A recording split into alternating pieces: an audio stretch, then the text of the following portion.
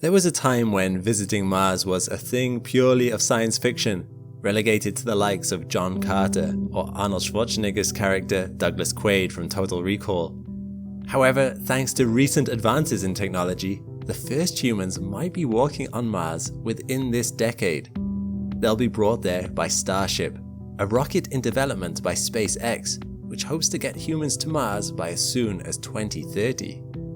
Once a colony is established, many others will start making the 6-month trip to the Red Planet. Perhaps this is a thing that you might do in your lifetime. Even if made as a commercial vacation, the journey to Mars is no trivial cruise or long-distance flight. If you go, you will not come back the same again. You quite literally could be changed forever. I'm Alex McColgan and you're watching Astrum. Today we will be taking a look at Starship and imagining for ourselves what a voyage to the Red Planet might be like. SpaceX company founder Elon Musk has long aspired to take humans to Mars. In 2005, Musk first declared to the world his plans to create a long-term, high-capacity rocket, one capable of carrying massive weights into orbit. However, it took over a decade of development and tinkering with the idea for Starship to be first officially announced. Starship is a super heavy lift launch vehicle made to deliver 100 metric tons to low Earth orbit and beyond. It is fully reusable, able to launch and then land itself thanks to high levels of control from its multiple engines as well as its flaps, which extend to slow its fall in atmosphere. Starship is a spacecraft of 2 parts. The first part, the Super Heavy booster, is a 69-meter tall behemoth filled primarily with 2 massive tanks of liquid oxygen and liquid methane fuel. It sports up to 33 Raptor engines, capable of producing between them around 76 million newtons of force. The Starship spacecraft, which is the second stage, sits on top of its Super Heavy booster. It's 50 meters long, with a diameter of 9 meters, and is equipped with a distinctive shiny exterior. This shine is important. Starship is not made from the usual carbon fiber, which is a material you might expect in a rocket, but instead a version of stainless steel, a similar material to what you might find in your knife and fork. Stainless steel is a surprisingly useful building material for rockets, it turns out. It can heat up to temperatures of over 1,300 degrees Celsius without melting or warping, which is useful when you intend your rocket to perform atmospheric re-entry. But more than that, it is cheap and easy to mass produce. This speaks to Musk's vision. He intends to produce entire fleets of these. In his mind, Mars is somewhere that humans will set up a serious presence, and when that happens, it's only natural that materials, products, and personnel will need to make the journey to and from the Red Planet. Which brings us to Starship's payload. As previously mentioned, this mostly hollow space is able to carry around 100 tons. It has a 9-meter diameter circular base and is 18 meters high, tapered to a point, allegedly because Musk thought it would be funnier to have a pointier rocket. It can be used to carry satellites, which can then be released into orbit for commercial ventures. However, SpaceX has made it clear that when it comes to the trip to Mars, they intend to put humans in this area. Currently, SpaceX has not revealed what the interior design of this habitation will definitively look like, but there are some preliminary ideas. So, let's explore those ideas. Let's imagine that in a couple of decades from now, we receive a call that tells us colonists are needed on Mars, and it's time to make the long trip. To begin with, you would travel to a SpaceX launch site, possibly in cooperation with NASA, and would meet up with your roughly 100 co-passengers. 100 passengers are how many SpaceX thinks it can comfortably fit inside of Starship, although Musk mentioned that this number could be as high as 200 if passengers were willing to really cram themselves in there. You might do well to get to know some of these people now, as unlike with a regular trip in an airplane, you are going to be spending a lot of time with these individuals. On an airplane, it is often tempting to watch a film, read a book, or go to sleep. However, you can't only do that for 6 whole months. These are the people you are going to be eating breakfast with. You will spend your free time together. You may form friendships. Human interaction is important for healthy psychology, and there is no way off this flight midway if you find there's someone you don't get along with. Better start off by making friends early. Together, you will then be ushered into the rocket itself. Likely for the initial launch, you and the others will need to strap into your seats.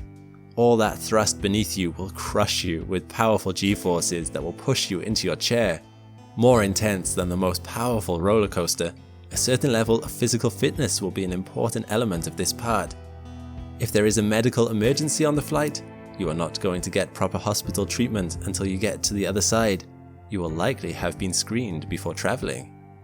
Launch and liftoff will only last about 9 minutes. At some point in this journey, the super heavy booster will detach and drop back to Earth. The booster is reusable, and by controlling its descent, it will land perfectly on a landing pad, ready to be filled up with fuel again for another voyage. Thrust will switch over to Starship. While in the atmosphere, it will use 3 of its Raptor engines, but will switch over to the other 3 once the ship has reached true space. These secondary Raptor engines have larger nozzles, which are better suited to propelling the ship through space. All of this will be enough to get you up past the Kármán line and into space. You will now be traveling at thousands of kilometers per hour. However, as the boosters cut off and as gravity drops away, you will suddenly experience weightlessness. Gravity, as we discussed in this video, is only a form of acceleration. If we do not accelerate, even if we are traveling at thousands of miles an hour, we will float around. This will be a major feature of the next 6 months of your life. By now, the seatbelt lights will come off and you can begin to explore your environment. Current plans expect Starship to be split up into multiple floors or areas. At the bottom will be crew cabins. You will likely share a cabin with 1 to 2 other people, and conditions will be a little cramped.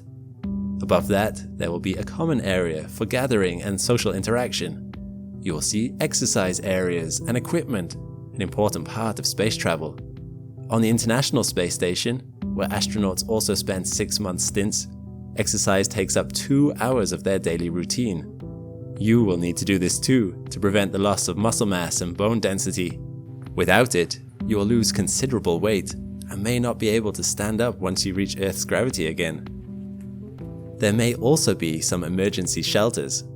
Hopefully you will not spend too much time in these, but it'll be important to acquaint yourself with where they are in the event of an unexpected solar flare. One of the greatest threats of space travel is radiation. Prolonged exposure can result in cancers and other negative health effects. Solar flares represent a hazardous spike in this radiation level, and the captain might at times require you to take refuge in these thick-walled shelters for the good of your health. Mealtime will be a little different from what you are used to. The food you will eat in space must be able to survive for months on end without going bad. There is no opportunity to restock. The International Space Station does not even have a fridge. All of this means that vacuum-sealed, rehydratable food will be the order of the day. Whatever you eat, be wary of mess. You will not be able to sprinkle salt or pepper on your food, as the low gravity will send this flying into the air. Thus, these will be provided in liquid form. As for water, well, the only way to carry enough water for 100 people to Mars is to have excellent recycling systems. So, anything that comes out of you will likely be siphoned off and recycled, only to be served back to you at your next mealtime. It's best not to think about it. Then again, this is not that different from what happens on Earth. All the water you drink has been through many other living things' systems multiple times. As I said, best not to think about it. Showers will not likely be present, as without gravity, water does not flow. Astronauts tend to use waterless shampoos and rub themselves with wet flannels. Toilets will be something you need to strap yourself down to use, and they will be vacuum powered to get rid of waste and to stop it floating around.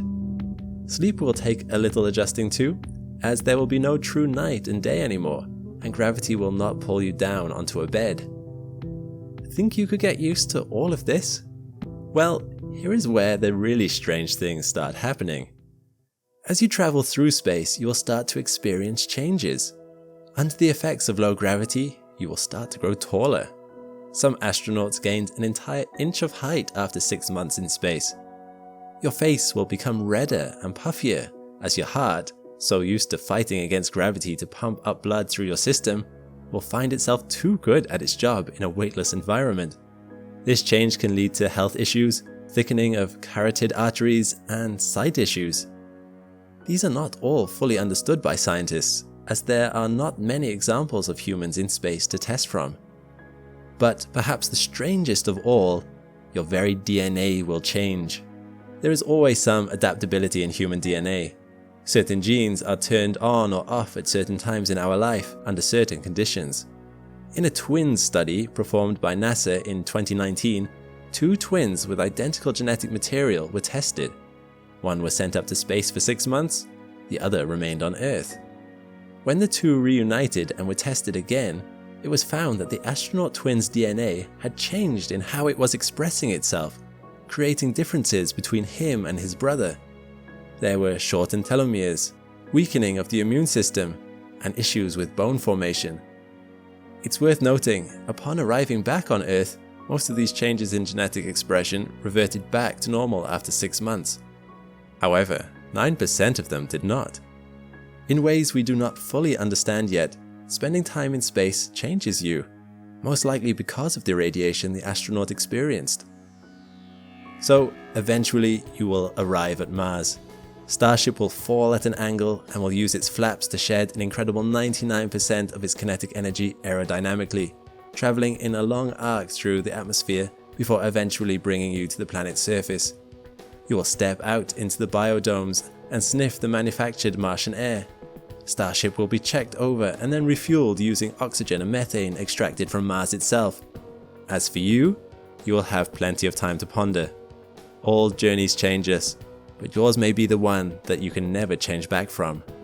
The you that left Earth will never truly return home. But then, perhaps that's just how it always is. Have you ever wondered what space travel might be like in the future?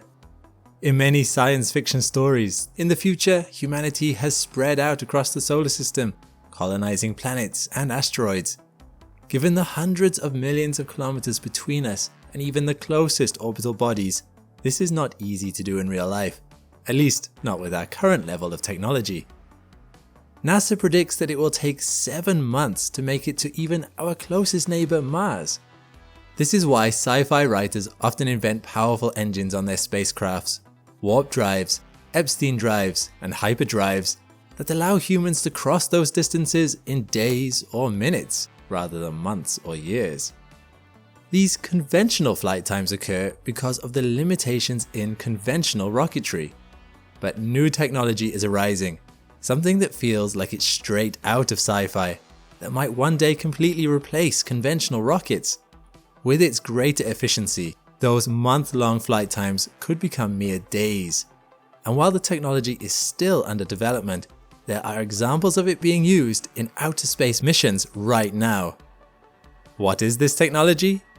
Ion engines. And with them, the future might be a lot closer than you think. I'm Alex McColgan and you're watching Astrum. Join with me as we learn more about this developing technology and learn more about these devices that may well be the future of space travel. To begin with, for those who are unfamiliar, what is an ion engine, and how are they different from conventional rockets we know today? All rocketry works under the principle of conservation of momentum. If you want to go up, you must send something else flying down, with enough momentum to equal the upward momentum you wish to achieve. Conventional chemical rockets do this by burning rocket fuel. Oxidizer mixes with a chemical like liquid methane, heating it and causing it to expand. By sending out this stream of highly energized exhaust from the bottom of the rocket, the top is sent flying upwards, kind of like releasing the air from inside a balloon to send it whizzing around the room. Momentum is conserved in these cases. In our example with the balloon, the momentum of the air leaving the balloon equals the momentum of the balloon flying around. With the rocket, the momentum of the exhaust equals the force of the rocket going upwards. In theory, you could travel around in space simply by having a very large balloon and releasing its air. However, you would run into a problem with this method. you would run out of air very quickly, and then would not be able to produce any more thrust. Balloons are not very efficient forms of rocket propulsion. To a degree, this is also the problem with our current chemical rockets. Although burning the fuel does give it more kinetic energy than simply squeezing it out of a balloon, chemical rockets are still not that efficient, as there is an upper limit to how fast you can accelerate exhaust material by burning fuel. Rather than burning it hotter, if you want to go faster with such a rocket, the only solution is to burn more fuel, which means you need to carry more fuel, which means your rocket has to be bigger and heavier, requiring even more fuel. And once you run out of said fuel, that is it. You can produce no more thrust. Conserving their fuel is the reason the NASA trip to Mars will take 7 months. There's no way they could have a large enough rocket that could carry enough fuel to accelerate passengers all the way to Mars. Consider the over 60-meter size of some of the rockets being launched currently, such as the Artemis 1 SLS rocket that got a spacecraft to the moon recently, a much closer target. Its main core stage was filled to the brim with 2.8 million liters of fuel. That fuel was all burned up in just the first 10 minutes after launch. To carry enough fuel to accelerate all the way to Mars would need a ridiculously large ship, which would need a monstrous amount of thrust simply to get it off the ground. It's just not efficient. Momentum is equal to mass times velocity. Chemical rockets try to go faster by simply throwing more mass out the back of their thrusters. But what if instead we increased the velocity at which that mass was thrown? That would also increase momentum, giving you more thrust. And this is where ion engines come in. Ion engines attempt to give thrust electrically to their propellant. Rather than burning fuel to cause rapid expansion, they attempt to create ions, or charged particles, that then are accelerated along electromagnetic fields, sometimes to speeds of 146,000 kilometers per hour, depending on the model. The more electricity you have, the more momentum you could impart to such a particle. And the faster it leaves the back of your rocket, the more momentum that your rocket gains to move forward. This means that you could get away with using far less fuel on your trip, provided that you could create enough electrical energy to accelerate your particles. The takeaway is that ion engines are much more efficient than chemical rockets. Chemical rocket fuel efficiency could achieve up to 35% efficiency, while ion engines could manage 90%. Different models vary in their efficiency, but all require far less propellant to achieve acceleration. So much so that they can literally accelerate for years. And this acceleration adds up. NASA space shuttles have top speeds of 29,000 kilometers per hour. Ion thrusters can achieve speeds that are 11 times that. The upper cap is how much electricity you can produce, not how much fuel is in the tank. So, if ion engines are so superior, why haven't we already started using them? That question is a little misleading. We have been using them. The recent NASA DART mission was equipped with a next gridded ion thruster, ready to be used in the event that its conventional thrusters failed. Deep Space One visited distant comets while using an N-star ion engine. For a period between 1972 and the late 90s, Soviet satellites made use of Hall effect thrusters, a type of ion propulsion, as stabilizers on their satellites. This functionality is still being used on satellites today. SpaceX's Starlink satellites also use Hall effect thrusters. Even entire space stations have been propelled by these thrusters. The Chinese Tiangong space station is moved by propellant, but also 4 Hall effect thrusters, which are used to adjust and maintain the station's orbit. These thrusters have reportedly been firing continuously for 8,240 hours with no problems. But as you might have intuited, there is also a problem with current generation ion thrusters, which means they're not yet ready to replace all conventional rockets. They have a fatal flaw, an Achilles heel. Ion thrusters on the market today have terrible oomph. To illustrate this point, if you were to take an ion thruster and were to hold out your hand to try to stop it moving, the force you would feel would be roughly comparable to the weight of a single piece of paper. That is the trade-off. Ion thrusters can accelerate for years. They usually use chemically inert gases as their fuel source, so are very safe. They can accelerate particles up to huge speeds, but the number of particles being accelerated is small, so the force of this thrust is tiny. An ion engine cannot produce the large enough thrust needed to get a spacecraft out of Earth's powerful gravity well by itself. Of course, in space, with no air resistance to fight against and with enough time, this tiny thruster can add up. Even a gentle acceleration can get you where you want to go if nothing opposes it.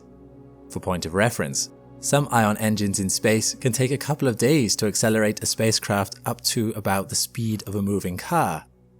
This means that ion thrusters have a niche on long-distance missions, ones that can get away with only gentle force to maintain orbits or for moving very small things like tiny satellites. But they are a long way away from being able to carry humanity a long way away. There are other problems to overcome. Ion engines work by creating circuits, moving patterns of electrons that can carry charge and create electrical and magnetic fields. However, ions from the atmosphere can interfere with the delicate balance of these circuits. If the circuit breaks down because extra negative charges are coming in when they shouldn't, or are bleeding out unexpectedly, the engine loses its ability to create the right fields, which means it can't accelerate reliably. Not only that, but the best fuel sources for ion engines, the chemically inert xenon, is very rare and expensive, $1,000 per kilogram. Ion engines will need to overcome all these problems if they are to become the primary form of space transportation in the future. That said, there are some efforts being made to do just that. Helicon thrusters are a new type of ion thruster that are being developed by the European Space Agency in collaboration with the Australian National University. They are making breakthroughs that improve thruster efficiency even further, decreasing the wear on parts, and making it so ion thrusters are even better suited to those long space voyages. In terms of fuel source, some ion thrusters under development are being built in ways that allow them to use a much wider range of fuel sources. The complexly named magnetoplasma dynamic thruster has configurations that allow it to use hydrogen, argon, ammonia, or nitrogen as propellant. In certain settings, it can even use the ambient gas in low Earth orbit. Imagine having a spaceship whose fuel source was literally air, whose only waste exhaust was that same air. This is a trait shared by the ever-improving variable-specific impulse magnetoplasma rocket, which is particularly intriguing as it can use almost anything as a fuel source, although it has a preference for argon. Argon is 200 times cheaper than its competitor, xenon, making it a much more viable fuel source. Vasimer also has more oomph than other ion thrusters. The designers of Vasimer claim that it could take astronauts to Mars in just 39 days. However, the technology has some kinks to work out. It is extremely power hungry. It is designed to heat plasma inside it to 1 million degrees Celsius, or 173 times the temperature of the sun's surface. We do not yet have power sources efficient enough to feed this engine at the levels necessary for that 39-day trip, and even when we do, unsurprisingly, getting rid of all the excess heat this creates is problematic, as in space there is nothing to transfer the excess heat to. These up-and-coming lines of ion thrusters all still have a long way to go before they will be able to totally replace conventional rockets. While their efficiency is incredible, their poor thrust leaves much to be desired. But even if an ion engine is never developed with the thrust necessary to get out of a planet's gravity well, this capability to significantly reduce travel time to distant planets, and its advantages as a way of efficiently moving satellites, means that ion thrusters already have their niche. Scientists keep searching for solutions to ion thrusters' technological challenges. For now, conventional chemical rockets remain the only option for short-burn, high-thrust journeys. But one day, if those challenges are overcome, this may no longer be true. Ion engines might become the only type of engine worth using. Then, the solar system as a whole will open up to us like never before. It might one day be possible to pop over to Mars for a holiday. Perhaps this is one more example of where science fiction one day becomes science fact. You may have heard in the news last year that Richard Branson and Jeff Bezos have become the first billionaires to get into space themselves. Whatever your thoughts on this, it marks a fascinating point in human history. In the past, the space race was exclusively a contest or collaboration of nations, but now private companies are beginning to enter the fray. Why this sudden change? And what does this mean for the future of space travel and exploration now that businesses are starting to look to the stars? What might it mean for humanity's future? I'm Alex McColgan, and you're watching Astrum. And while it might be a little too early to say for sure what the future brings, we can perhaps gain greater insights into these questions by looking at why some of these companies and individuals are reaching for the stars. The commercialization of space is not a new thing. In 1962, just 5 years after the first artificial satellite was launched by the USSR, the first commercial satellite, Telstar 1, was launched by the AT&T Corporation as a means of broadcasting American television programs to Europe. It was launched using a NASA rocket. In 1975, Ortrag, or the first company to attempt to develop an alternative propulsion system for rockets, was founded in Stuttgart, Germany. And in 1984, the US President Ronald Reagan signed the Commercial Space Launch Act, intending to encourage companies to explore space. Satellites have been a staple of modern life for many years now, enabling internet connections and helping us to navigate through tools like sat-navs, among other things. In other words, companies have already been commercializing space for some time. So, what's different about these recent space flights? Well, these flights are the first time that private companies have built their own rockets and flown their own founders into space. They represent a turning point in space exploration and the beginning of a fledgling space tourism industry where wealthy individuals can pay to spend time in space. This could have larger future impacts than you might think, as we'll explore later in the video. But let's first take a look at some of the companies that have been developing their own rockets to travel into space. In particular, we'll be looking at Virgin Galactic, Blue Origin, and SpaceX, as the differing approaches of all of these companies offer us the best glimpses of the many possible outcomes of commercial space flights. To begin with, let's examine Virgin Galactic, as it was Richard Branson who won the race to be the first billionaire to fly into space on their own rocket. He did this on the 11th of July in 2021, but had actually created Virgin Galactic much earlier, back in 2004. Branson's company, the Virgin Group, had taken an interest in the idea of space tourism and had noted that another smaller company, Scaled Composites, was developing their own rocket called Spaceship One. Scaled Composites hoped to win the Ansari X Prize for the first private crewed spacecraft. Branson reached out to Scaled Composites and convinced them to make the Virgin Group their sole customer of future spacecrafts if they succeeded. They did so on October 4, 2004, with Spaceship One flying to 112 kilometers in altitude and returning to the Earth safely, and with a crew. It's worth noting that space is officially recognized as starting at 100 kilometers by many agencies, at a point known as the Kármán line, named after Theodor von Kármán, the first person who tried to define such a boundary. Spaceship One did successfully fly over the Kármán line boundary. However, NASA sees space as beginning at around 80 kilometers.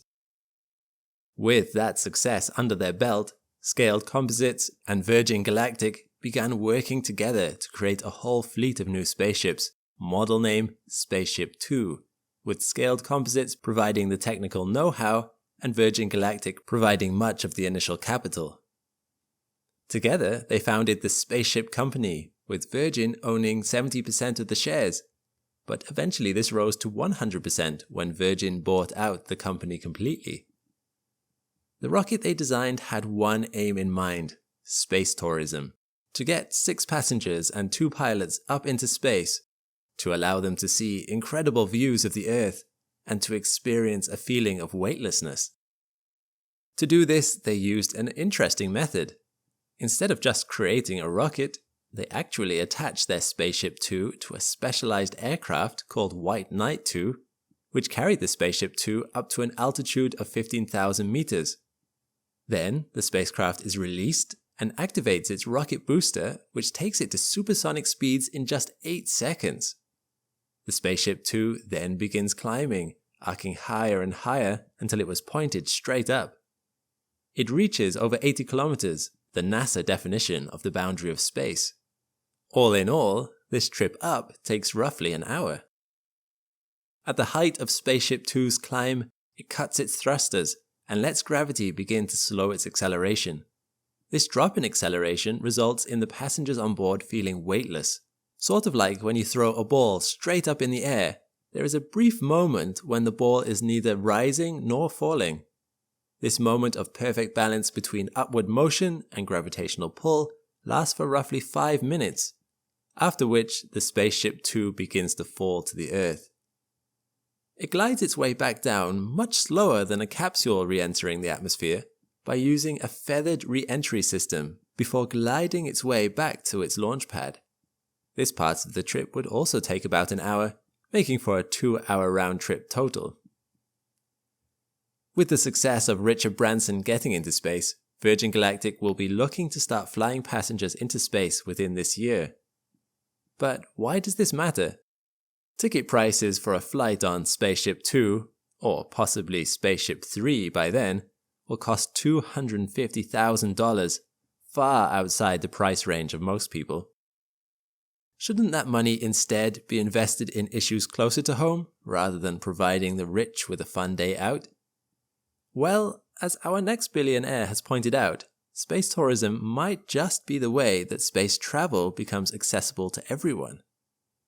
Jeff Bezos, the founder of Amazon, created his own space company, Blue Origin, with this aim in mind. Bezos has always had an interest in space, mentioning in an interview at the age of 18 his desire to build space hotels, amusement parks, and colonies for 2 to 3 million people who would be in orbit. However, this was not simply as a way to make money. Bezos explained at the time that this was a way of preserving Earth. By moving certain amounts of the population off the planet, it might reduce the strain on the environment. In 2000, when Bezos was wealthy enough from the success of Amazon to start making his dreams become a reality, he began Blue Origin, funding it privately with his own money. However, to begin with, Bezos kept the project fairly secret. He did not reveal publicly that he had founded the company, and even in 2003, when he started buying land for a possible launch site, the public was left wondering what he wanted the land for. Unlike Virgin Galactic, which leaned on investors to fund its research, and so was very open with its aims, Blue Origin did not make much public noise for about a decade. It accepted a contract from NASA in 2009 and did publish a rough report on the progress of the rocket it was developing, but it was not until 2015 that it began to speak more openly about its goals.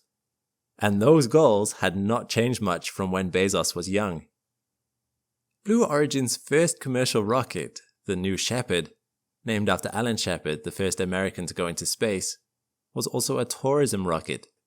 But Bezos made it clear in speeches that he did not intend to stop there. In his mind, this was just a beginning.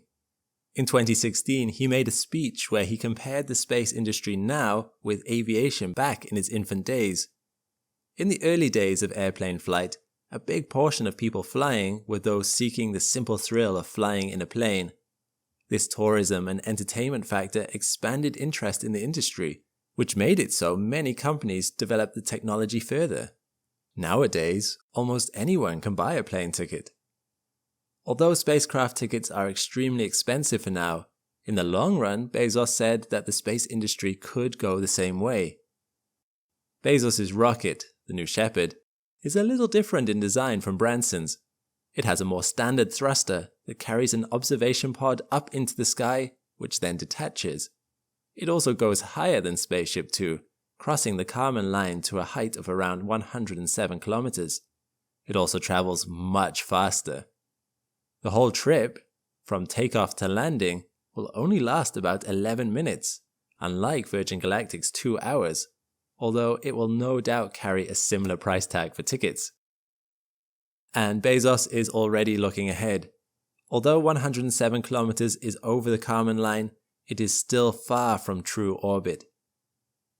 Blue Origin's future goal is to get their next rocket, named New Glenn after another astronaut, into orbit.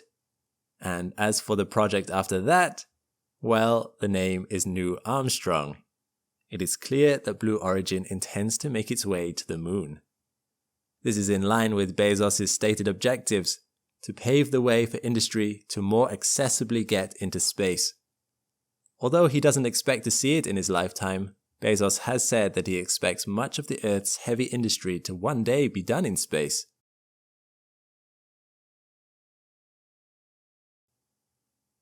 Our last billionaire, however, has his eyes on an even further goal. Elon Musk's company, SpaceX, is a little different from the other two. While Virgin Galactic and Blue Origin focus on space tourism, SpaceX has been more focused on commercial ventures. Since its founding in 2002, SpaceX has grown to dominate the market, taking half of the contracts to launch satellites into space. Part of its success in this area is due to the fact that its rocket, the Falcon 9, is reusable. This reusability drastically reduces the cost of launches, making launching satellites and other cargo much cheaper. The Falcon 9 is much larger than New Shepard or Spaceship 2. While the latter two are roughly comparable, at 18 meters in length each, Falcon 9 is 70 meters. Its thrusters are powerful enough to get it into orbit. It carries a reusable cargo capsule named the Dragon, the first of which carried supplies up to the International Space Station. The Falcon 9 is able to carry 5,500 kilograms of weight into orbit, or more if they're willing to sacrifice the reusability of the rocket. This ability to transport cargo reflects a possible future purpose of SpaceX, to carry freight to Mars. Elon Musk has always made it clear that he intends to one day see a colony on Mars, and in 2001, his company conceptualized greenhouses that might grow plants there. Any such colony will no doubt need supplies from Earth, particularly in its early days, as vital equipment and personnel would need to be transported over. Any company with the large-scale capability to transport heavy weights between Earth and Mars would stand to make a lot of money. In 2001, Musk attempted to buy rockets that might start the process of getting supplies to Mars, but realized that it would be cheaper to create his own. Thanks to the success of SpaceX, which is now currently valued at well over $75 billion, Musk has gained the funds necessary to further his dream. SpaceX is developing a new line of rocket known as Starship, which they hope will be able to go to the moon and later be able to transport 100 tons to Mars before refueling there and flying back. It will be an incredible achievement, and although it takes roughly 6 months to travel to Mars, it will make the Red Planet far more accessible to humankind.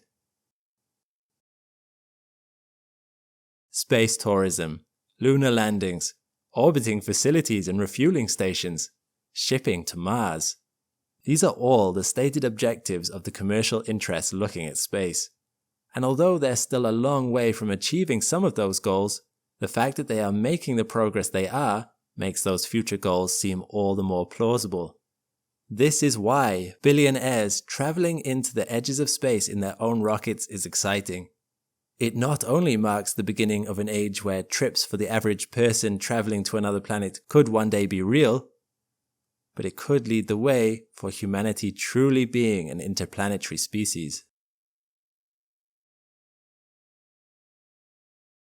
Now, I know these companies have their controversies, which I avoided in this video. However, what company seems the most promising to you? Maybe there's a company I didn't mention that has real potential too. Do you think it's good for there to be healthy competition in this industry? Let me know what you think in the comments below. Right now, the Perseverance rover is located inside the Jezero crater on Mars, roughly 363 million kilometers away from us. And yet, despite this distance, Perseverance is sending us thousands of images, videos, and scientific data from its various sensors and instruments. If you think that's far away, the Voyager spacecraft took and sent the famous pale blue dot image from 6 billion kilometers from Earth. That's 40 times the distance between Earth and the Sun. We currently use radio waves to transmit data to and from spacecraft. That's right, the same kind of waves used to listen to the radio. However, at interplanetary distances, even with the incredible and expensive technology in use today, data transfer speeds can be far slower than dial-up internet. This severely limits how much data a probe can capture, as well as the speed in which it's received, which is why NASA has something new up its sleeve. I'm Alex McColgan and you're watching Astrum.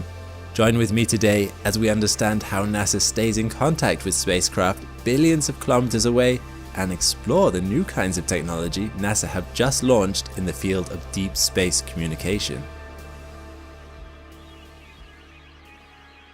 Unsurprisingly, the probes and rovers of NASA missions do not have extremely powerful radio antennas themselves. They simply aren't big enough or powerful enough to house them. They have small but directional and efficient antennas which transmit their data. This means most of the heavy lifting needs to come from huge radio antennas on the Earth itself. NASA uses something called the Deep Space Network to communicate with its spacecraft.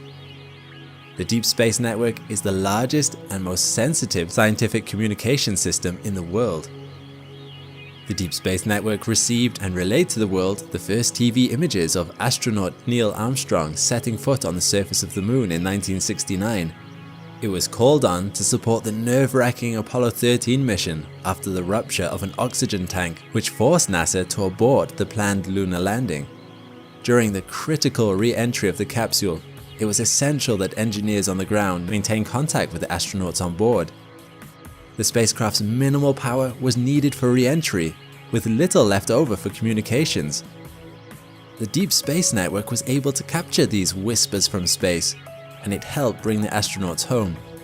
And of course, the Deep Space Network maintains contact with every ongoing deep space NASA mission. It can even talk to the rovers on Mars. In fact, each antenna can receive multiple incoming signals at the same time. However, it only has the capability to transmit one at a time. So, how does it work? Well, it's a network of 3 facilities containing multiple giant radio telescopes, with facilities located in California, Spain, and Australia. Each facility has multiple antennas, and while the size of the antennas is important, it isn't the only factor to consider. Their placement is actually very important too. They are all equidistant from each other and are approximately 120 degrees apart in longitude, with each facility situated in semi-mountainous, bowl-shaped terrain to help shield against radio frequency interference. The location of the 3 sites means that at any given moment in the Earth's rotation, almost every area of the sky is covered by an antenna, so there aren't many communication blackouts with ongoing missions. The Deep Space Network helps gather the science data acquired by the spacecraft. It transmits commands and uploads software modifications to spacecraft. While the Deep Space Network tracks, sends commands to, and receives data from all NASA spacecraft beyond the Moon, the network also supports other international space agencies like the European Space Agency, Japanese Space Agency, and the Indian Space Agency. However, there are downsides to the system too. They require large antennas on Earth, ultra-sensitive receivers, and powerful transmitters in order to maintain contact over the vast distances involved. And as incredible and as versatile as the Deep Space Network is, it is showing its age. It's been the only communication system for NASA for decades. Replacing major components can cause problems, as it can leave an antenna out of service for months at a time. Plus, the older 70-meter antennas are reaching the end of their lives. At some point, these will need to be replaced. And in reality, they are not very efficient when it comes to interplanetary missions. As I mentioned, at tremendous distances, the data transfer rate is painfully slow. It took New Horizons over 2 years to send back all the data it collected from just the one Pluto flyby. So, what can be done better? Well, this is where the Laser Communications Relay Demonstration Mission comes into play. Since the dawn of space exploration, NASA has used radio frequency systems to communicate with astronauts and spacecraft, but the LCRD will demonstrate the capabilities of optical communications. Launched on the 7th of December 2021, this space relay is a new, better, faster, and more advanced way of transmitting data in space, using infrared laser communications rather than radio waves. Infrared light has higher frequencies when compared to radio waves, and that means more data can be packed into each transmission. This antenna in space can send data to Earth from geosynchronous orbit at 1.2 gigabits per second. With it, it's almost like NASA is upgrading from ADSL to fiber internet. Including the benefits of the increased data transfer speeds, the LCRD will also help NASA remove the need for missions to have direct line of sight to antennas on Earth. And its geostationary orbit will mean it's always in view of the ground stations on Earth. A geostationary orbit means the spacecraft is orbiting Earth the same speed as Earth's rotation, meaning the same side of Earth is always in its view.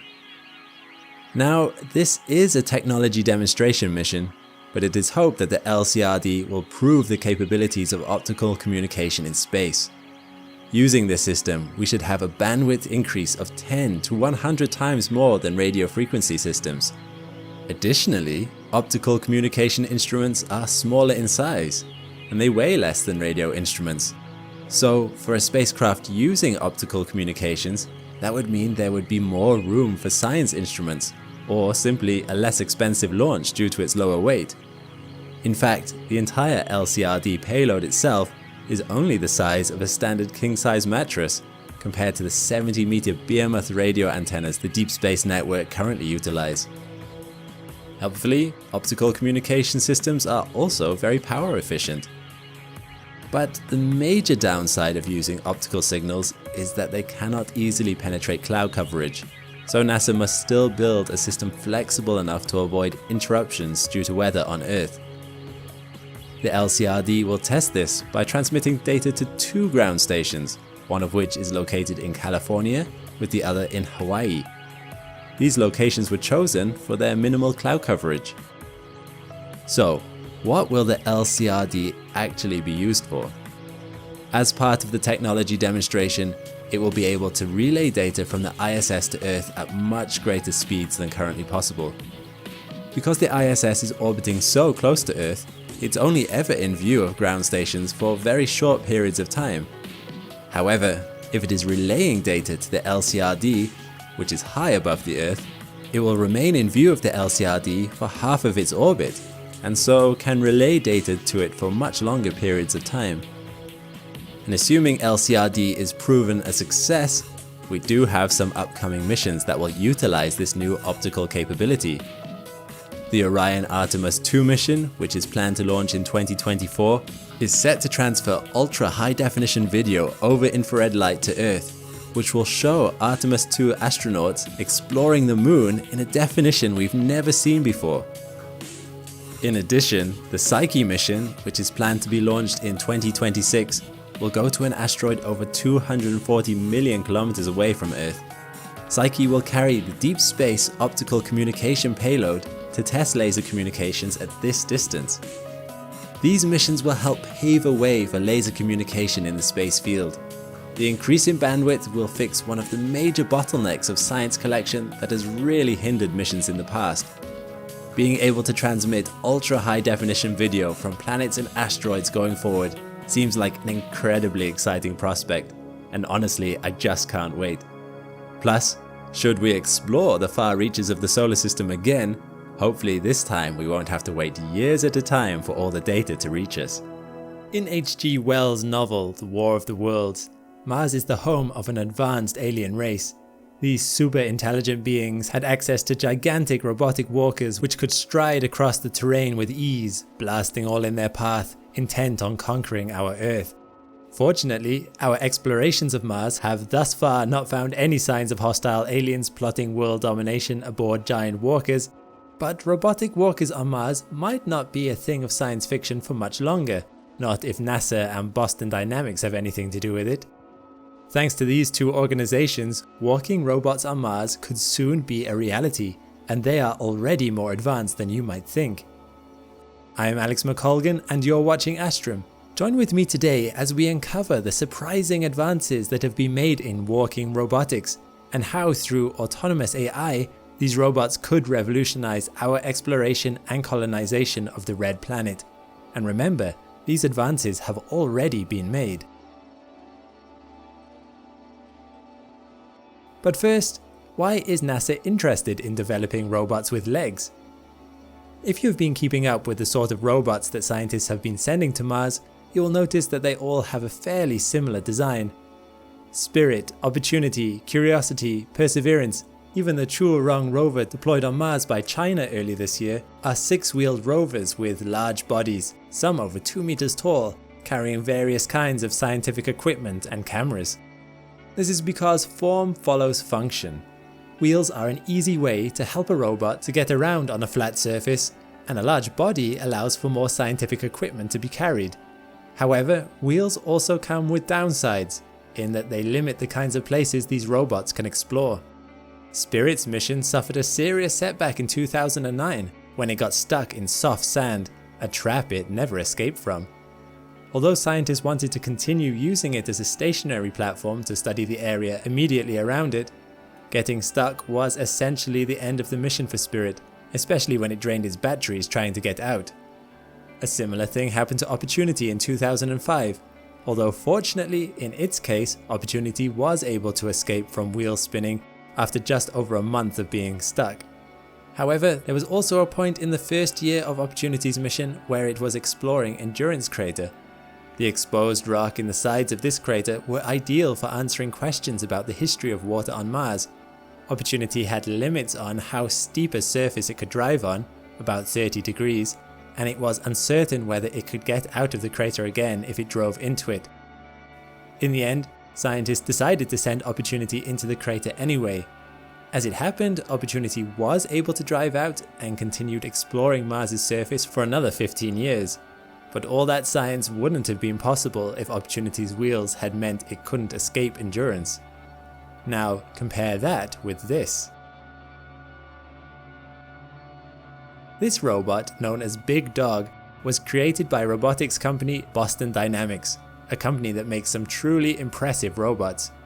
You should check out their parkour robot, Atlas, a humanoid robot capable of running, jumping, and climbing over obstacles in a way that almost feels human. And you can really see the advantages that legs can offer in these kind of situations. Big Dog could easily traverse powdery conditions, even up slopes, allowing it to explore a greater range of areas in an environment like Mars. However, it was a later version that caught NASA's eye. Meet Spot. Spot is a walking robot originally designed for tasks on Earth, such as data collection and mapping spaces for industry, or going into dangerous areas that humans can't enter, such as in areas that are heavily irradiated. It's able to carry weights of up to 14 kilograms and can perform repetitive tasks and walk upstairs, over gravel and other uneven surfaces. It comes with cameras that can see all around it, mapping the space.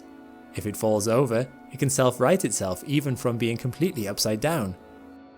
Unlike the rovers on Mars, which have top speeds of about 0.2 kilometers per hour, Spot can travel at around 5.8 kilometers per hour.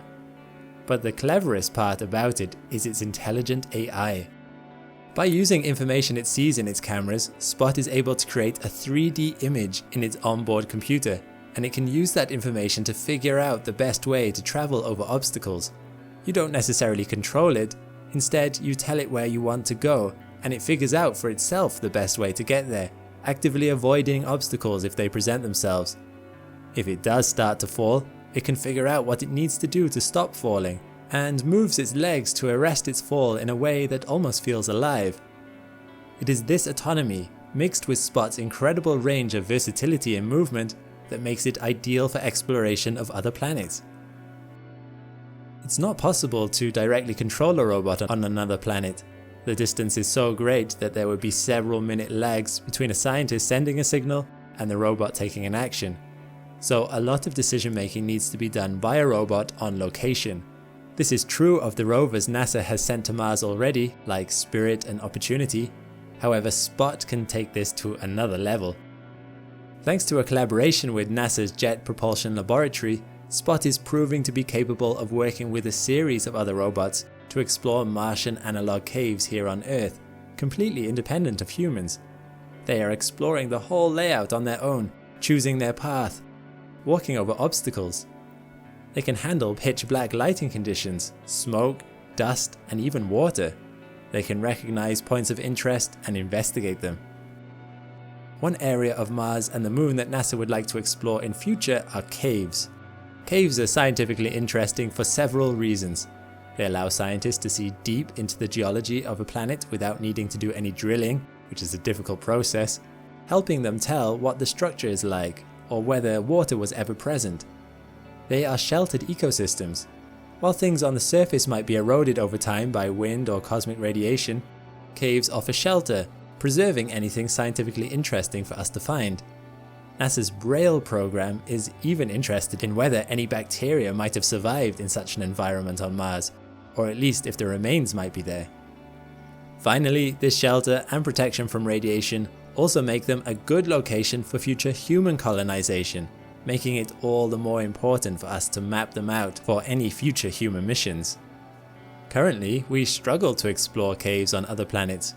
Taking photos from space only really tells us information about maybe the entryway. Scientists can't map cave structures from orbit. Rovers like Opportunity would struggle to explore such a cave, as the ground would probably not be very flat. The passageway might become too narrow for a 2-meter wide robot, and the terrain would be uncertain. And perhaps worst of all, signal to Earth would quickly become blocked by all that rock, meaning a robot that requires any human input would not get very far. In other words, a robot that was sent to explore a cave on Mars would need to be able to go in and explore the entire thing on its own, with no prior knowledge of what the terrain might look like in there. It would need to see and map the terrain, decide how to move around it, and finally bring that information back out to the surface. And this is what NASA's Jet Propulsion Laboratory and Boston Dynamics are currently doing. By combining Nebula, an advanced decision-making AI, with the versatile platformer Spot, NASA is hoping to one day be able to send several of these robots to a cave on Mars or the Moon and have them go in and map it, independently organizing themselves by working as a group, using cameras, robotic arms, and scientific equipment to identify objects of scientific interest, relaying that information to each other, and then sending in the robot carrying the right equipment to further study and photograph the object of interest. NASA's Jet Propulsion Laboratory and Boston Dynamics are part of a team called Team CoStar and are taking part in the DARPA Subterranean Challenge. This competition pits cutting-edge robots and teams across the globe to practice at exactly this kind of task, to enter tunnels, caves, and underground urban environments, and to explore and map them, possibly finding things of interest or disaster victims for later search, rescue, and discovery. The final is taking place at the end of September 2021. If Team CoStar win, it would be an excellent sign that their robotic walkers are entirely capable of doing everything that would need to be done on a real space mission. There is currently no set date when Spot would be ready to explore the Moon or Mars. This is still in the testing phase. However, this technology offers a tantalizing possibility. One day, rather than Martians sending robotic walkers to Earth to help them colonize it, it might be us sending robots to help us colonize there. So, there we have it. Are robotic walkers on Mars? Not yet, but there soon may well be. Ever since humanity realized that Mars is a world with plenty of similarities to our own, our collective imagination has run wild about the prospect of life there, including the prospect of experiencing our lives there. Can we, as a species, colonize Mars? And if so, how would we do it? There seems to be more and more talk in the media about this subject, but are we really at a technological level where we could create a settlement on Mars? I'm Alex McColgan and you're watching Astrum, and together we will explore the prospect of having a human colony on the Red Planet. Today's video is a collaboration with Rafa from our Spanish channel. If you are a Spanish speaker, be sure to check out his channel here or through the link in the description. As you may already know, Mars has had several robotic exploration missions over the years, such as the legendary Curiosity and Opportunity rovers. The journey they went on and the things they discovered has helped spur a collective interest about the future prospects of Mars. In fact, there is now so much interest in Mars that private companies have been created to promote its colonization, such as the Mars Society and Mars One. All this fascination is understandable since our neighboring planet has a series of characteristics that make it similar to our home. It is the closest celestial body where life could have existed in the past. This notion has been around since as early as the 19th century, when astronomers began to attribute the geology of Mars to a Martian civilization.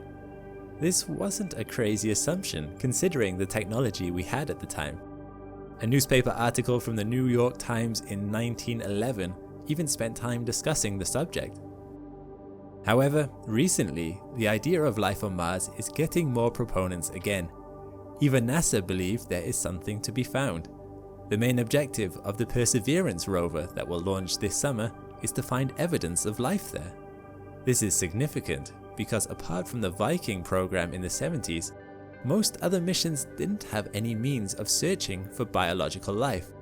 Rather, they focused on the past prospects of habitability on Mars. In other words, they search for signs of past liquid oceans and not for evidence of microbes. All these missions have been laying the foundation for what is coming up. Numerous space agencies and companies now have their eyes set on putting colonies on Mars. But how would colonists get there and survive? The trip itself to Mars would take about 3 months with the most optimal launch conditions. This doesn't seem too excessive. It's like a long voyage on a cruise ship. But you have to consider that you would spend at least 3 months outside the safety of Earth's magnetic field. Out here, you are exposed to the solar wind and cosmic radiation. Prolonged exposure to this kind of radiation can cause astronauts to develop cancer and even symptoms of Alzheimer's before they reach Mars. Fortunately, there are some thoughts about how to protect against this. The astronauts could be shielded using materials in the ship's construction that are rich in hydrogen. In fact, the cabin could be surrounded by a water tank in the walls, water being rich in hydrogen. Another option is to create a magnetic field around the spacecraft, but this requires generating a huge amount of energy from a reactor small enough to fit on the ship, something we don't have the technology to do safely just yet. In addition, the further away from Earth you travel, the longer the time delay gets with communications. We take it for granted that on Earth, if you phone someone on the other side of the planet, you might only get a split-second time delay. At these distances, the speed of light is incredibly fast. With astronomical distances, it's pretty slow. On Mars itself, the distance to Earth means the transmissions will be delayed by anything between 3 to 22 minutes. This is only one way, so accounting for the return transmission, the minimum delay is 6 minutes, making a normal phone conversation highly impractical. Text, audio, and video messages are possible, but Martian settlers will have to fend for themselves if they need to make any immediate decisions, for example in cases of emergencies or equipment failures, making remote operations or assistance in real time unfeasible. But let's say all these difficulties are overcome and that the colonists reach Mars. Where would they settle? At the moment, there is no one favourite candidate. The North Pole is a distinct possibility due to the presence of water ice in the caps there. Another interesting option is the 81-kilometer wide Korolev crater, as it's also filled with water ice. The atmosphere isn't thick enough for liquid water to pool on the surface of Mars for any lengthy period of time.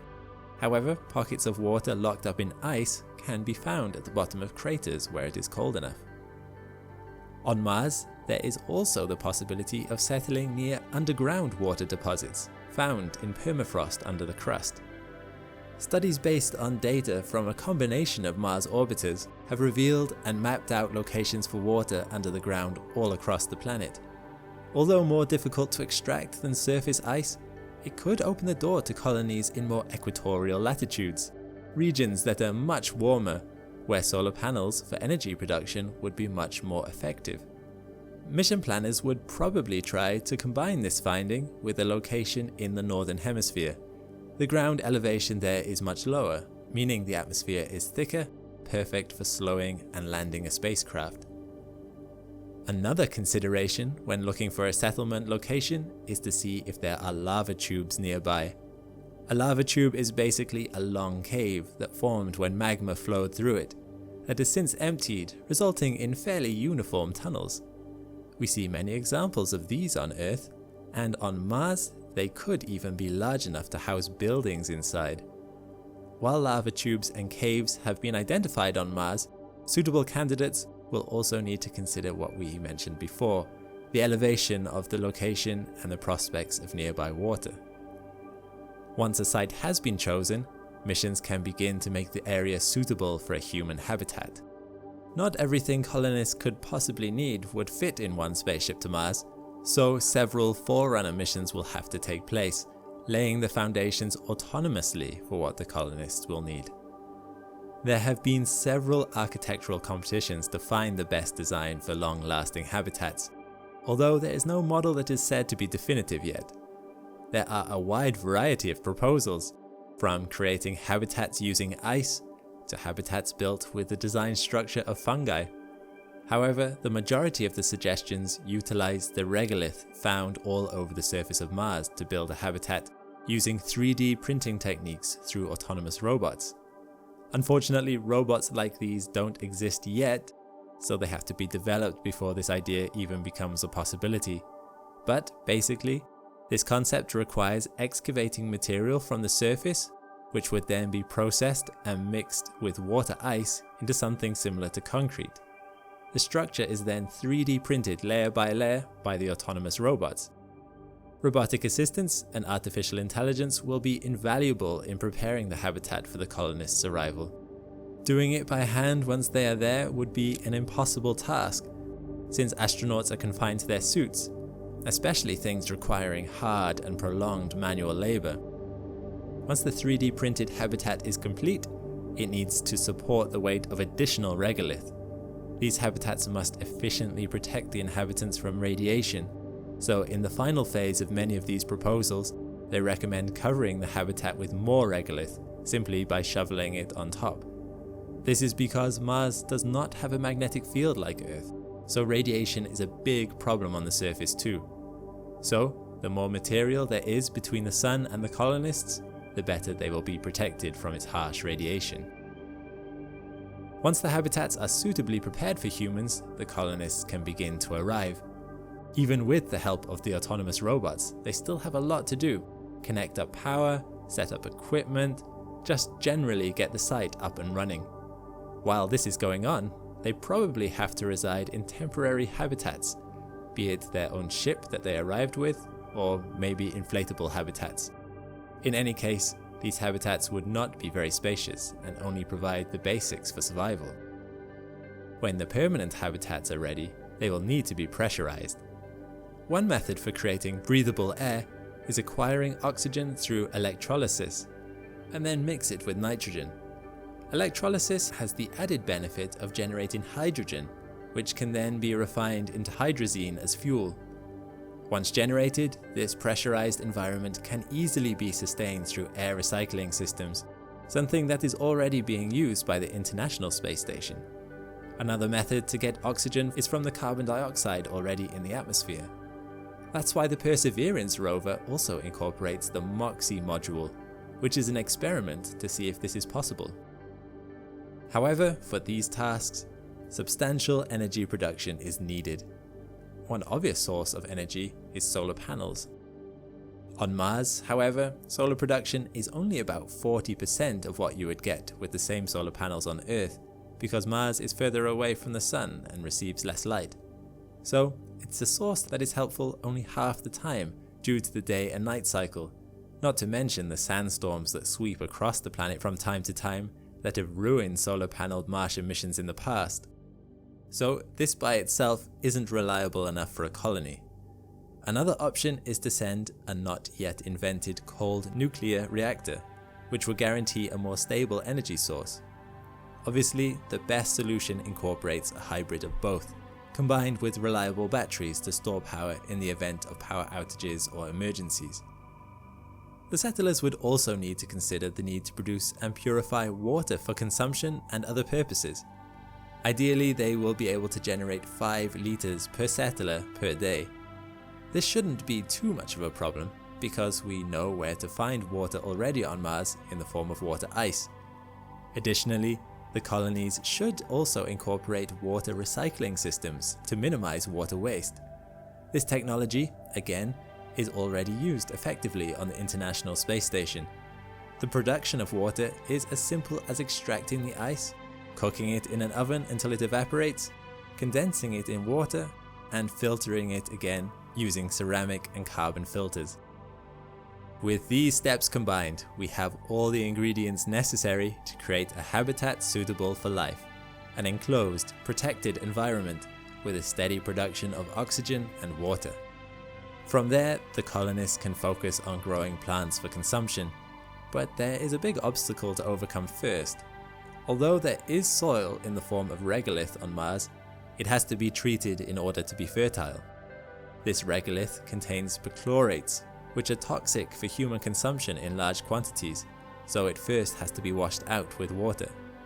Once cleansed of toxic substances, the regolith needs to be treated with fertilizers, and even after this, the soil must be mixed with organic matter so that it has the ideal texture for seeds to sprout. A study already shows that it should be possible to grow plants on Mars and the Moon, and in fact I already made a video about that.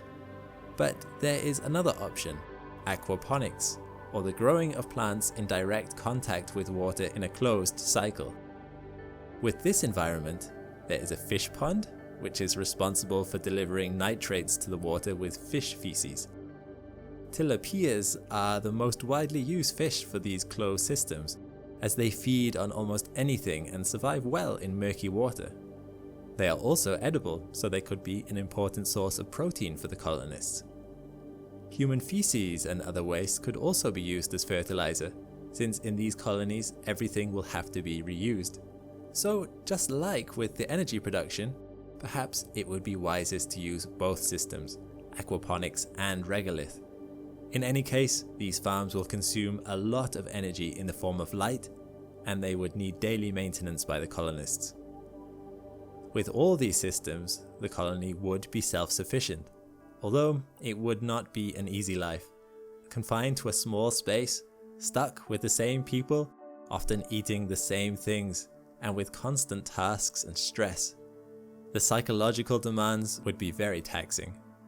Even on Earth, we have some very remote and lonely places where people live, for instance scientists in Antarctica or submarine crews. These groups undergo regular psychological checks to protect their mental health, and even in these situations, people there know that they can always be sent back home. But colonists on Mars are trapped. There's no immediate turning back, if ever, so only individuals with a strong mental fortitude could persevere. In addition, there is an array of health problems associated with low gravity.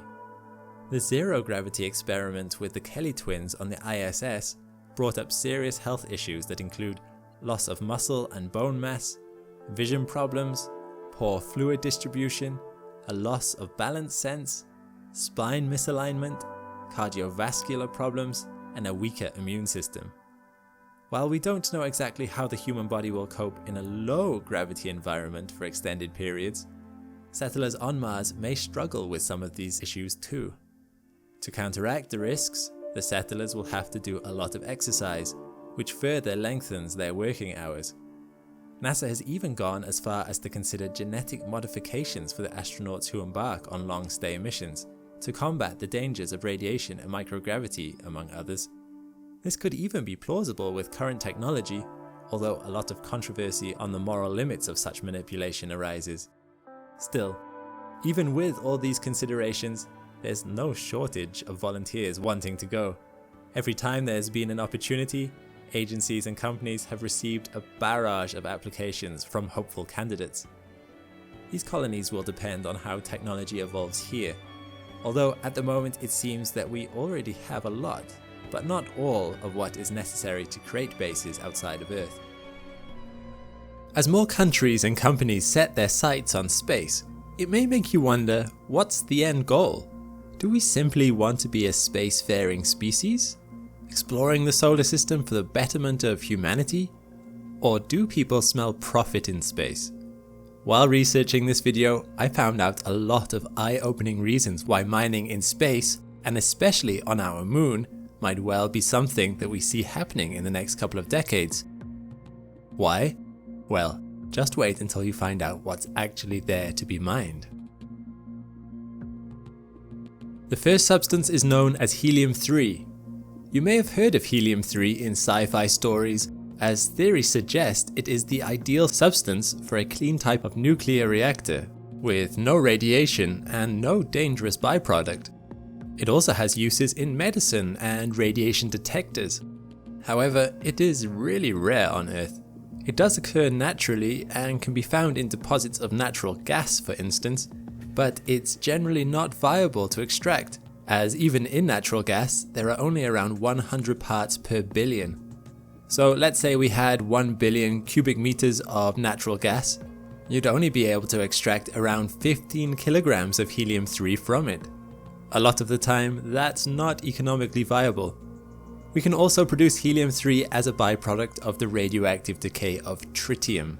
The problem with that though is that tritium is a crucial component of nuclear weapons, and so when the world slowed down the production of nuclear weapons, helium-3 stockpiles also started to diminish. Assuming we don't want more tritium in the world, it means we need to find another source of helium-3, especially if technology improves enough for helium-3 reactors to become a reality. Fortunately, we have a world in orbit around Earth right now, which has been bombarded by helium-3 for billions of years, thanks to the Sun. Earth's magnetic field deflects helium-3 traveling with the solar wind around the planet, whereas the Moon, with no magnetic field for protection, simply absorbs it in the top layer of the ground, called regolith. We aren't talking huge quantities, it has at most 50 parts per billion, but because it's all over the Moon, not just in tiny pockets, it can be collected alongside any other mining operation. It could also be used to power reactors on the Moon itself, which would help a moon base be self-sufficient. Some people think that helium-3 mining on the Moon will not be viable. However, China states that eventually mining helium-3 is one of the primary goals of their Chinese lunar exploration program. American, European and Indian scientists have all stated it is something they will consider further, and Russia is conducting a feasibility study on this right now. Even private companies are eyeing up the possibility.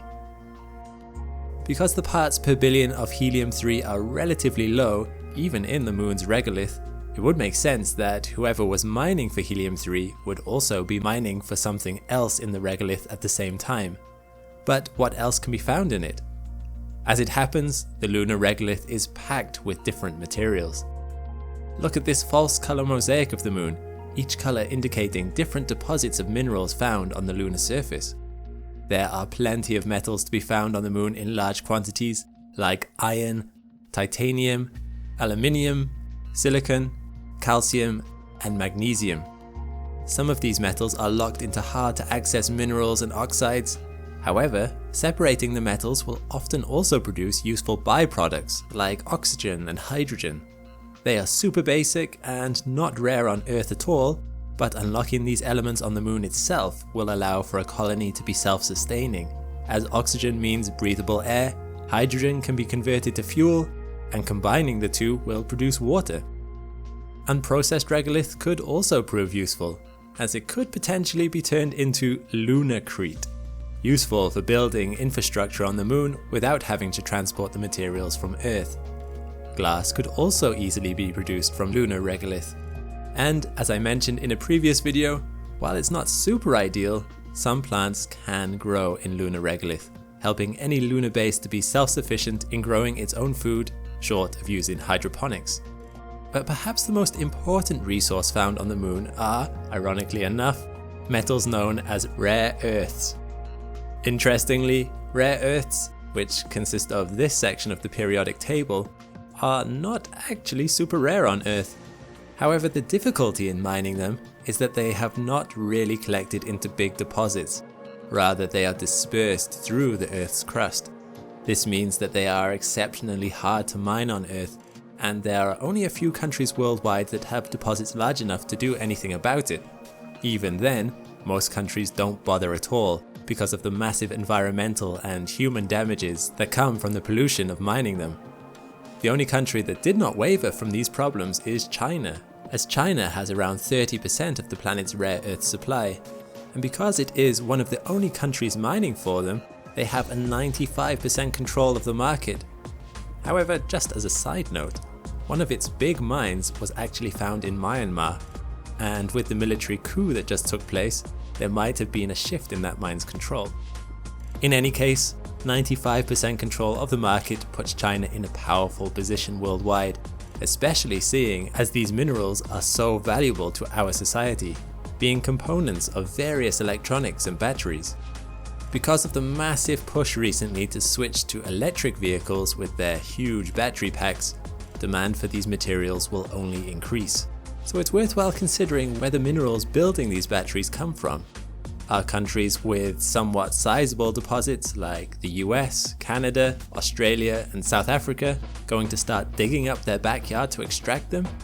Or rather than pollute the earth further in our attempt to go green, is it actually more feasible to get these rare earths off the moon instead?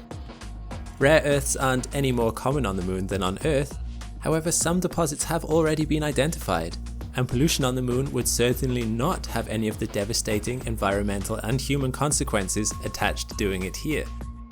As demand for these elements inevitably goes up in the coming decades, it could well be that mining for them on the moon becomes economically viable. And not only that, but a control on the market means control of the market price, and whichever country is in control will have a tremendous advantage. Will it be China maintaining their position, or will some of the other spacefaring countries and companies want a piece of the pie? Only time will tell. Which leads on to another curious question. Who actually has mining rights on the moon? Well, it's a bit unclear. The main space treaty, which most countries in the world have signed up to, is called the Outer Space Treaty, and covers things like disallowing weapons of mass destruction in space, disallowing military bases in space, and disallowing claiming any celestial body. However, it doesn't really cover mining. Other treaties have been put forward which would cover mining in space, but so far only non-spacefaring countries have signed up for it. Right now, it could just be a matter of first come, first served. So there we have it, a look into the future of what may occur on the surface of the moon. What do you think? Can mining on the moon ever be worthwhile? Or is it an expensive, dangerous pipe dream? I'd love to hear your thoughts in the comments below. What is a human? We come in all shapes and sizes, colors and genders, and yet we find it still fairly simple to identify in our heads, yes, that's a human, or no, that's not. But this might not always be quite so easy to do. While humans have remained fairly consistent over the last 10,000 years, there are advances in the works that might make things a little murkier. We are on the cusp of a technical revolution that might redefine what makes us, us. That technology is gene editing, and it is not science fiction. NASA is already looking into using it on astronauts, and for good reason. It is likely an unavoidable necessity if we want to settle on other planets. Why is that? And what are the long-term implications if we let this genie out of its bottle? And perhaps, most importantly, what will it mean to be human 1,000 years from now? I'm Alex McColgan and you're watching Astrum, and in today's video we will attempt to find out.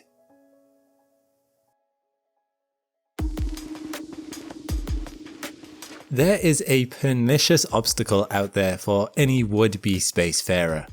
It is one you've likely heard of, but perhaps you've not realized how serious it was. Beyond the protective shroud of our planet's magnetosphere, radiation is a big deal. Even on Earth, we cannot avoid radiation, we are subjected to small doses of it every year, just from the rocks that make up the planet and the tiny amount of cosmic radiation that seeps into our atmosphere. There is no truly safe amount of it, but the tiny dose of roughly 3 millisieverts a year is usually no bother to us. A single millisievert is the equivalent of about 3 chest x-rays, so as these are spread out over the year, it gives our body time to recover from any damage such radiation causes. But once you start leaving the Earth's magnetosphere, the radiation dosage goes up. Merely standing on the moon increases your dosage 200 times. Solar particles ejected from the sun and background cosmic radiation slice through any unprotected astronaut's body up there, causing damage to their DNA that can lead to short-term acute symptoms like fever, nausea, and vomiting, and also long-term health problems like cancer and sterility. This is problematic enough that most space agencies put a lifelong cap on how much radiation an astronaut can receive before they're permanently grounded, around 1000 millisieverts. Once you've been exposed to that much radiation, you're not allowed into space again. But problematically, even with all the shielding that humans can muster, it is currently estimated that the round trip to and from Mars will give you a dosage as high as 1200 millisieverts. In other words, a completely fresh astronaut will be able to make one trip to Mars and their career will be permanently over. And that's just Mars.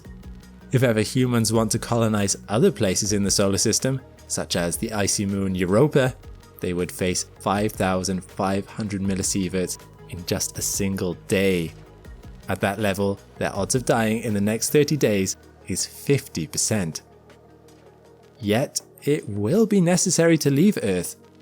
While it may seem a long way away, 6 billion years from now, our sun will become a red giant. At that point, it will expand and engulf the inner planets of the solar system. Every species on the planet at that time, every work that we humans have created, will be gone forever, consumed in a raging inferno, unless we've spread out to where our sun gone berserk can't reach us. And that's not even to mention the fact that a planet-ending asteroid could hit us with a dinosaur-level extinction event long before that. We're actually overdue the next one, statistically speaking. So going to space seems advisable. If we have colonies on more than one planet, it reduces the risk of an asteroid taking us all out, the cosmic equivalent of not putting all our eggs in one basket. This is why, on the 13th of August 2021, NASA announced that it had completed a successful test of genome editing aboard the International Space Station. It should be noted, there are different levels of gene editing. The test done by NASA was to break the DNA of yeast, remove a section, and then replace it with a sequence of healthy yeast DNA through a technique known as CRISPR. As radiation causes damage to DNA, being able to remove segments and replace them with healthy segments is a convenient genetic maintenance, the equivalent of replacing a puncture on a tire. This already would be useful to astronauts traveling through space, as it would allow them to repair ongoing damage to their DNA by constantly replacing damaged parts of it. But genetic editing and CRISPR can go one step further. There is nothing to say that the replacement DNA has to be the same as the original. CRISPR has been used successfully to implant totally new genes into test subjects, giving them desirable traits according to the gene editor's aims. For instance, genetic diseases like sickle cell anemia result in low levels of hemoglobin in the blood. CRISPR allows these harmful genes to be removed from a cell and replaced with a healthier version that does produce the needed hemoglobin. Trials are already underway to encouraging success. But it doesn't stop there. CRISPR can borrow genes from entirely different species. Tardigrades are microscopic little animals that carry the nickname water bears. Their claim to fame is that they are resilient to all sorts of harsh environments. They can survive radiation, desiccation, which is being completely dehydrated, and have even survived the harshness of space. That radiation resistance is particularly interesting to us, and the result of a protein they produce called DSUP. In 2015, geneticists successfully edited the gene that produced DSUP from a tardigrade cell into a culture of human cells. Incredibly, the human cells became 40% more resistant to radiation. This technology is here, and is already quite accurate and versatile. Of course, there is still a lot to learn about the human genome. It turns out that the one gene, one trait model is too simplistic. One gene can do several things, and editing one can have unexpected knock-on effects throughout the body. As such, any introduction of tardigrade cells into humans must be done slowly and cautiously. But it does seem likely that over time, scientists will understand what each gene does and how to balance the pros and cons of gene editing. Which raises an ethical dilemma. Just because we learn how to, and it's entirely possible that we as a species will master how to do this, should we? That's not really for me to answer, but I will point out that this is already going on. Aside from the ability genetic modification is giving us to cure genetic diseases or to repair damaged DNA, which I imagine most people would be fairly okay with, even genetically modified designer babies have been carried to full term. A Chinese doctor in 2018 announced to the world the birth of 2 gene-edited babies, Lulu and Nana. The 2 children had been engineered before birth to be resistant to the strain of HIV. The only problem was the doctor had not told anyone that was what he had been doing. His work was shut down within days by the Chinese government, and in 2019 he was jailed. But to some respect, the genie is out of the bottle, and we have to start asking how we would like to see this technology applied. It may become necessary for anyone traveling to Mars or to the other planets in the solar system to receive gene therapy, conferring on them this resistance to radiation.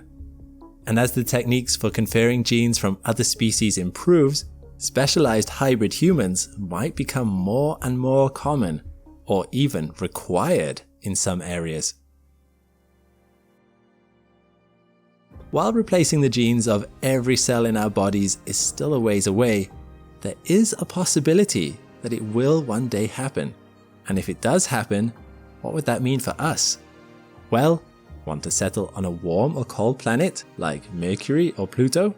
Certain traits might be conferred from extremophiles that give you resistance to extreme temperatures.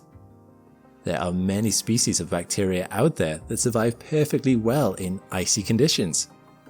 It might be useful for any human settling out there to do the same.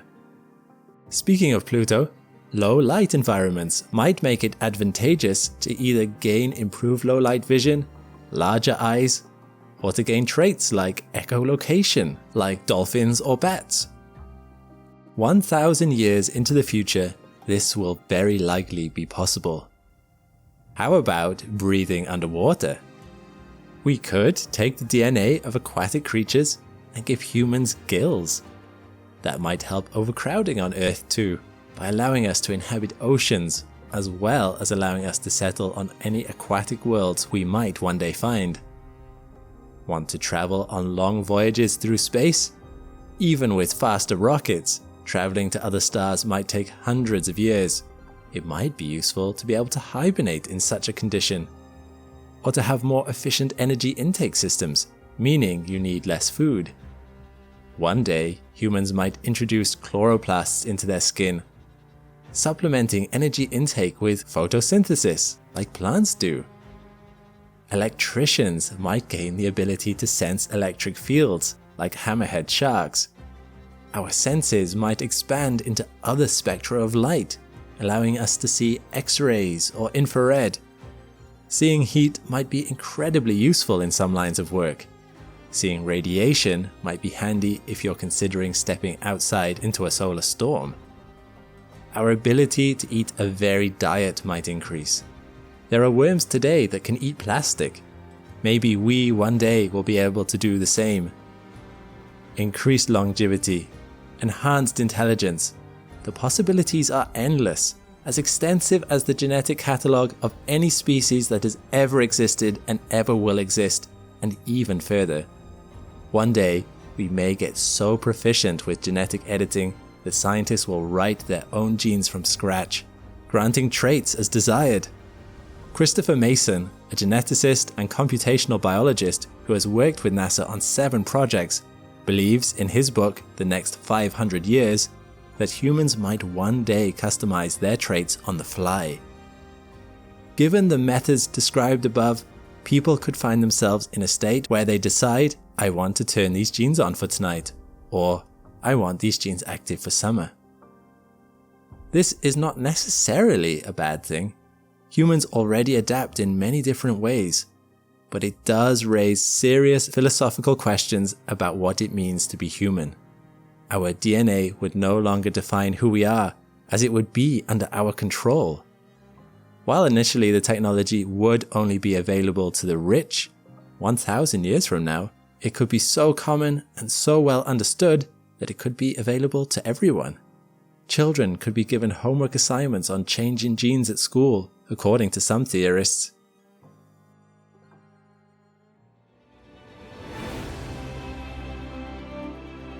What is a human? Is it our DNA? Our ability to communicate? Is it what we look like? 1,000 years from now, humans might look more different from each other than ever. Will it bring a deeper segregation to our society than what we already have? What would the ethical and moral dilemmas be? Genetic manipulation might even become a question of fashion and cosmetics. People giving themselves tails or wings for nothing more than the fun of it. It could be completely down to what they choose. And once humans start spreading out across the stars, adaptations would cause them to become more and more diverse culturally and even genetically. Our human race may split off into separate species altogether. So, what do you think? Would this be a future you recoil from, or is it one that excites you? I'd love to see your discussions in the comments. Do you know the many surprising connections between the deepest parts of space and the deepest recesses of our ocean? Both are cold, dark places where humans cannot breathe and where the pressure alone is enough to kill you. Both upset our normal experiences of gravity, providing explorers with a strange weightlessness or buoyancy if they could somehow survive being there in the first place. And both contain many unsolved, captivating mysteries.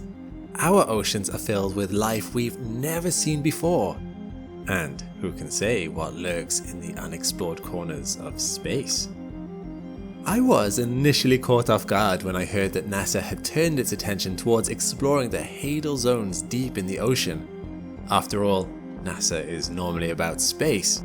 What are they doing deep under the water and on Earth? I'm Alex McColgan and you're watching Astrum. Put on your diving gear and join me in a world of undersea facilities, uncanny life, and an environment so hostile we've mapped more of Mars than of this terrain on our own planet.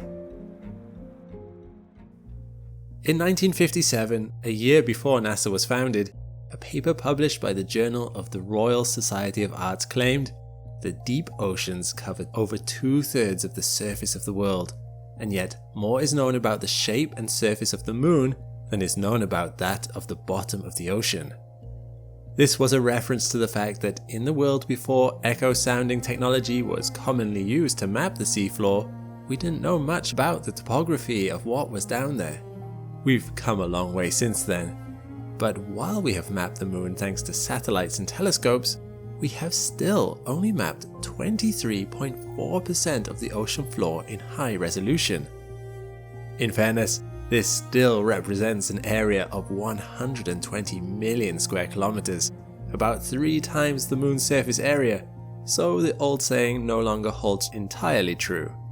Hence why we can instead talk of Mars, which has a surface area of 145 million square kilometers, But still, it's a profound gap in our knowledge of our own world.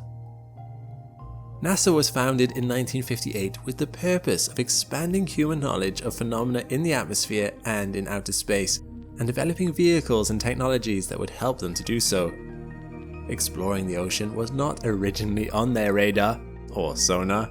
However, in 1978, NASA began monitoring the ocean with their first dedicated oceanographic satellite, CSAT, which was capable of collecting data on sea surface winds, surface temperatures, wave heights, and other features.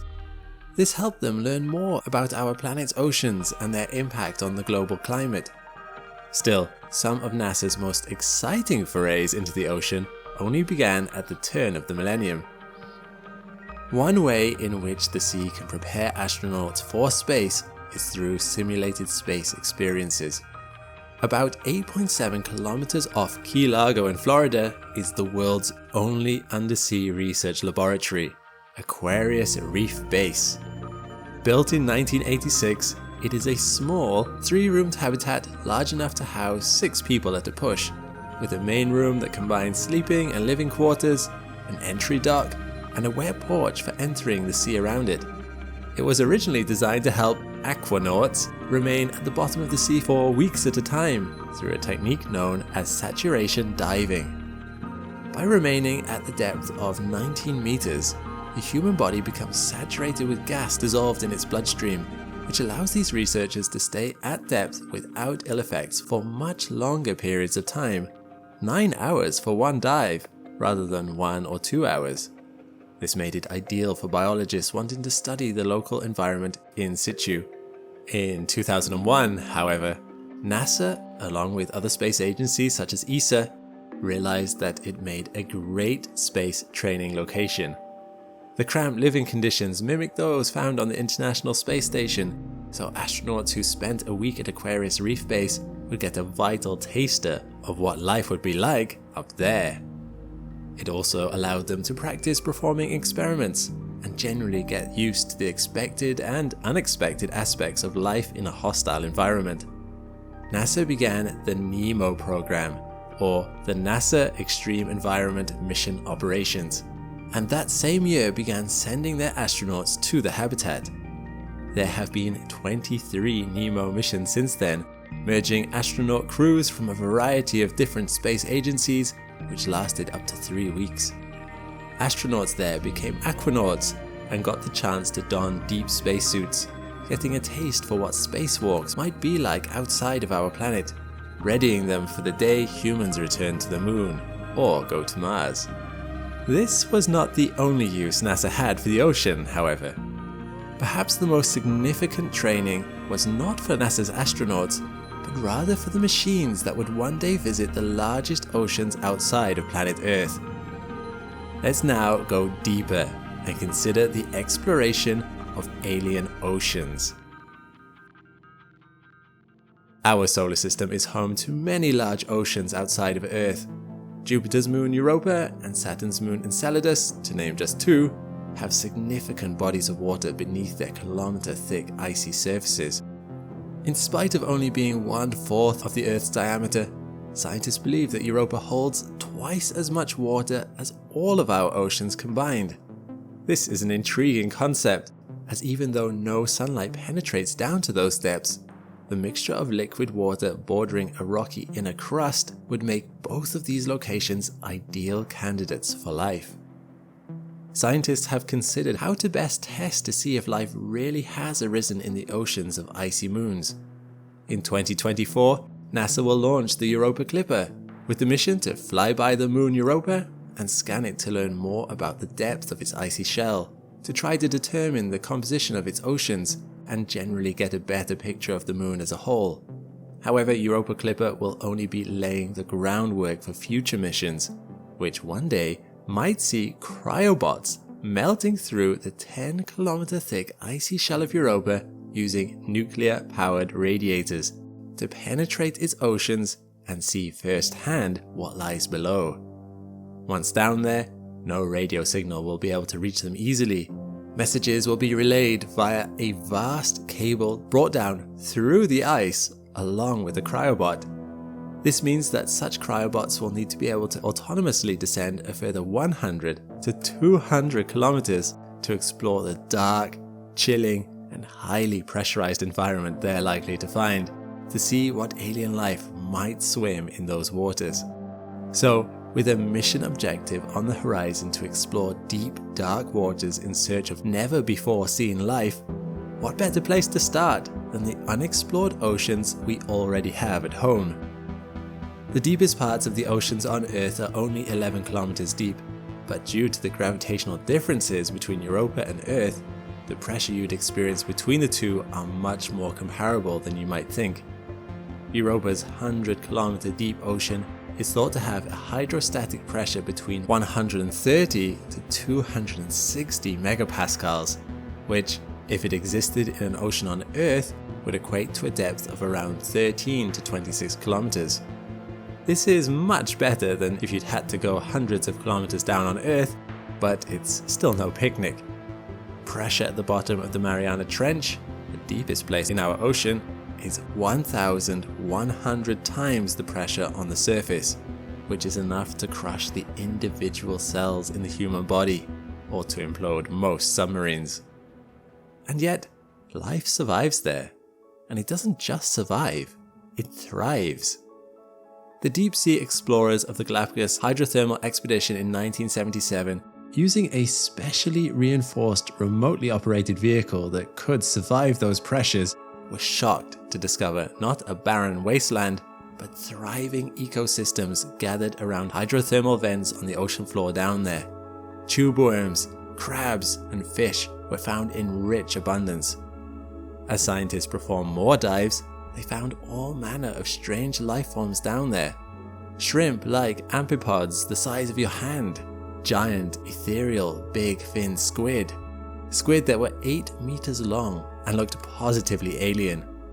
In the depths between 6,000 and 11,000 meters, in an area known as the Hadal Zone, named after the god of the underworld, Hades, life had learned to adapt to conditions in ways no one could have imagined possible. And this incredible adaptability gives scientists a better understanding of what might be possible on other worlds. The deepest parts of the ocean are mostly found near the fault lines of continental plates, where one plate subducts under another. These deep trenches create a unique V-shaped environment that channels organic debris from above down into a sludgy pool. Whenever a carcass falls down there, the organisms in the Hadal Zone are somehow able to quickly detect it and arrive within minutes.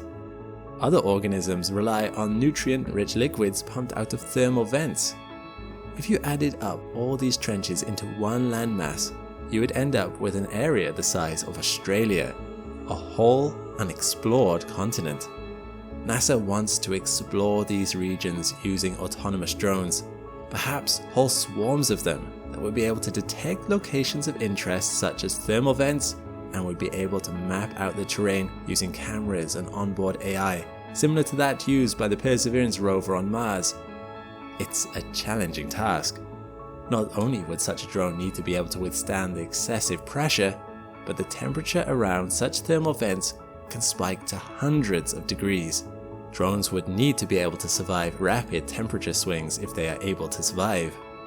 In 2014, one such deep-sea drone known as Nereus was sent into the Kermadec Trench off the coast of New Zealand. This is the area NASA has selected as testing ground for its new equipment. However, sadly, Nereus was not able to survive the pressure down there, in spite of having succeeded on Hadal dives before, and it imploded. Pieces of plastic were later found floating to the surface. NASA's latest drone is Nereus's descendant, a smaller, lighter, autonomous submarine known as Orpheus. Orpheus has yet to enter the depths of the Hadal Zone. Instead, it is being put through its paces in shallower waters. But if it works, its lighter design would make it easier to transport on a rocket to the oceans of Europa at some point in the distant future. Although, this dream might not be so distant after all. In 2023, NASA's Planetary Exploration Science Technology Office gathered a team of 40 top researchers from multiple fields in the California Institute of Technology to discuss how close we might be to making this trip. A surprising amount of technology needed is already there. Their conclusion was that the mission was feasible, scientifically compelling, and the most plausible near-term way to directly search for alien life in situ on an ocean world. With the combined information being gathered by Europa Clipper and the technical experimentation being done with Orpheus and other autonomous submarines like it, perhaps it is something we will see within our lifetimes, although no concrete plans have been made yet. When it finally does happen though, and a human-made drone starts to swim in those dark seas across the Gulf of Space, what will it see? Perhaps it will feel strangely like home. We are water-based life forms here on Earth. The first large, complex animals formed in our oceans. All life is dependent on water to live. Rather than arid, rocky and dusty wildernesses, there will be something strangely soothing about exploring oceans beyond our own, like entering a place we already know, even though we've never been there before. Does something lurk in those alien seas? Although it's only speculation, the sheer fact that this might be true is enough. To discover that life came to exist not once, but twice in just our own solar system would have massive implications on life's prevalence in the universe as a whole. It would mean life is likely abundant, and we ought to be ready to see a lot more of it out there. But proving it is the challenge. Only by perfecting the technology here on Earth will we be able to crack open those frozen shells, enter those inky depths, and find the definitive answers we seek. For NASA, their mission to find life in our solar system begins in our oceans. Thanks for watching. We are now very close to our end goal of 1,000 astronauts on Patreon, and I can't thank you enough for having answered the call. The closer we get, the more it's looking like I'll be able to expand our content here and bring back Astrum answers. So submit your video suggestions and questions over on Patreon. If you'd like to become an astronaut, you can join the Patreon with the link down below. When you join, you'll be able to watch the whole video ad-free, see your name in the credits, and submit questions to our team. Once again, a huge thank you from myself and the whole Astrum team. Meanwhile, click the link to this playlist for more Astrum content. I'll see you next time.